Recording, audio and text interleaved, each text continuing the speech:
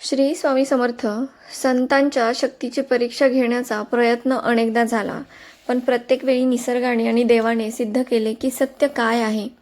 तर अक्कलकोटच्या स्वामी समर्थांची एक अशी थरारक कथा, जिथे रागाच्या भरात फेकलेले जळते निखारे स्वामींच्या अंगाला स्पर्श करतात सुगंधी फुले बनली. हा चमत्कार नेमका का घडला, चला जाणून घेऊया. एकदा अक्कलकोटमध्ये एक साधू आला. त्याला आपल्या सिद्धींचा आणि तपाचा खूप अहंकार होता.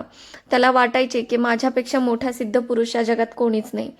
जेव्हा त्याने पाहिले की हजारो लोक स्वामी समर्थांच्या चरणी लोळण घेत आहेत, तेव्हा त्याच्या मनात मत्सराची म्हणजे जळफळाटाची एक आग लागली. तो स्वामींना ढोंगी सिद्ध करण्यासाठी एका भयानक विचाराने त्यांच्यासमोर आला.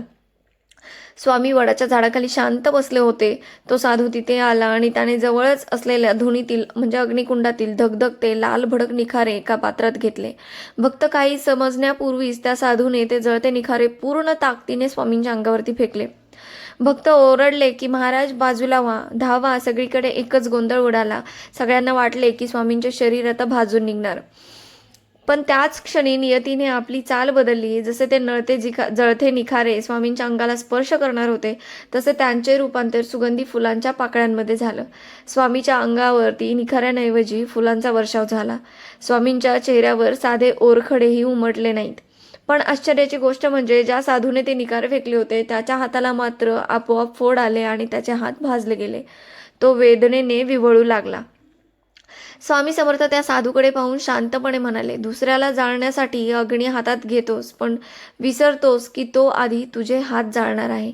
त्या साधूचा अहंकार क्षणात मातीला मिळाला. त्याने स्वामींच्या चरणी लोटांगण घातले आणि आपली चूक मान्य केली. स्वामींनी त्याला अभय दिले आणि त्याची जखमही बरी केली.